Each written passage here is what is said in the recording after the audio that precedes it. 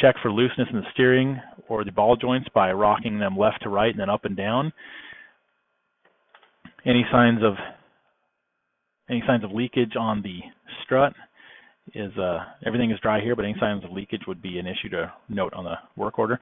Whenever you're removing the lug nuts, a lot of vehicles have a locking lug nut and it requires a special key to remove it.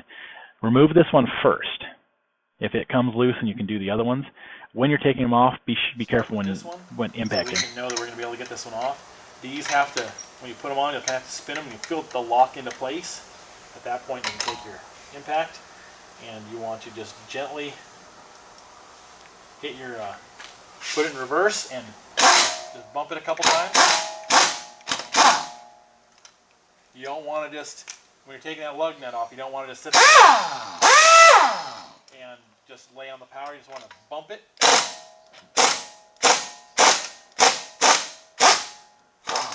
In some little bursts like that. Again, just gently use the impact, bump it coming off. Don't just stay on the power. It can damage things. If any lug nuts feel like they're binding up, stop and get help. This is a great time to check brake condition. Brake pads are accessible at this point. Look for the thickness on those, inside and outside pads.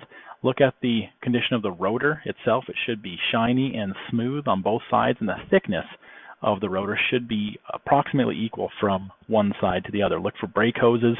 Look at any indication of any leaks anywhere where an axle goes into the transmission. Any place like that is a good opportunity. Check bushings for any signs of cracking or any actual torn bushings we'd want to note. Look for tire condition. These have a wear bar where you can inspect the tread depth. Grab it with your fingernail and you can actually reach across and feel that there's still a little bit of a ledge there. That tire is still legal. That tire will pass inspection. Make sure there are no cords showing anywhere on the tire and there are no completely worn spots that are completely bald. When you're putting the lug nuts back on, make sure you thread them on by hand several turns before attempting to use any power tools to avoid cross-threading and damaging any threads. Once you've done this, if you use a torque stick, you can use it for the torque.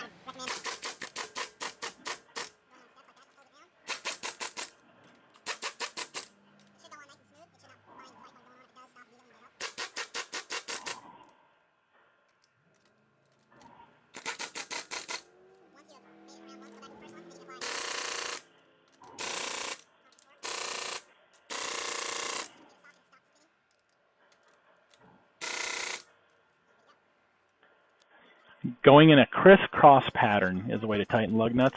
Now, if you don't have a torque stick, gently snug the bolts before torquing them. Then you will use a torque wrench. So when it's set correctly, you will need a second person to hold the brakes on the vehicle. When you use a torque wrench, hold the head end of it with one hand, and when you push down on it, you will get an audible click that you will be able to feel when the torque is correctly reached. Then you know you have your torque set properly. When installing the drain plug, make sure that the washer or gasket is replaced on it and that the threaded in by hand several turns before using any tools to make sure it's threaded properly. When you tighten it down, take it to where the plug is snug, and then about another quarter to an eighth of a turn to a quarter of a turn is plenty. Then we take a little bit of silicone to mark it, make sure it has a clean surface when you put that on. Then when you remove the jack stands, lift from the same point you raised it from, and then gently lower the vehicle to the ground, making sure everybody is out of the way. Then you can add your oil. Most cars take between 4 and 5 quarts. Watch when you're adding it, add it very slowly because it can run over and it can be a mess to clean up, so take it slow when you're going in. I'd recommend adding about 3 to 4 quarts, checking the oil before you start the vehicle. Once you have the proper amount of oil, start the vehicle for about 10 seconds, watching for leaks, turn it off, and let it sit for about 30 seconds before checking it again, allowing the oil to drain down.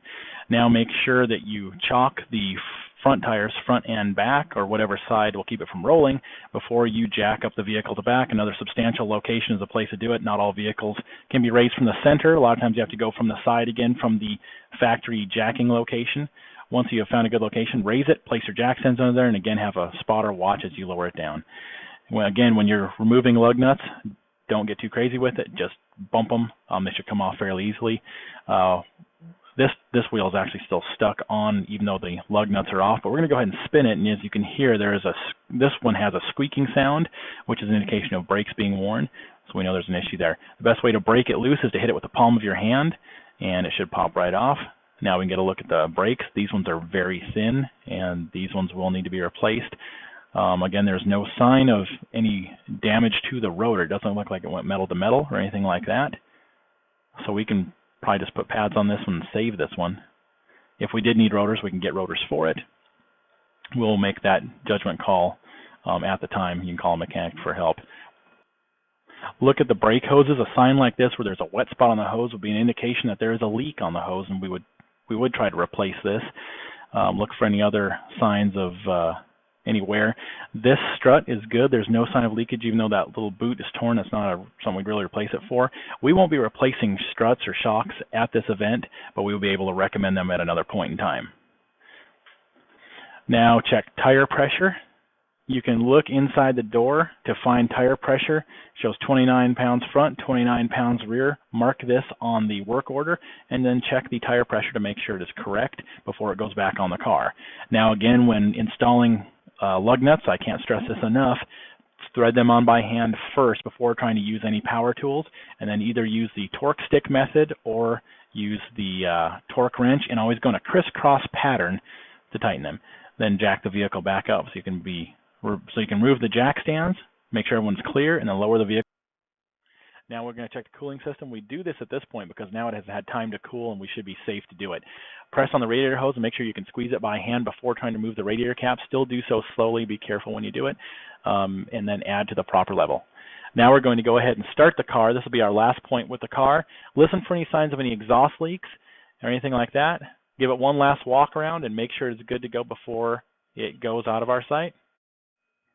Now we're going to make sure before the vehicle leaves that we have the work order completed in its entirety. Make sure all the areas are checked off, all the information is correct, and make sure the mechanic lane leader has signed off on this, including that they have initialed that the oil filter and the oil plug have been tightened and they are done correctly.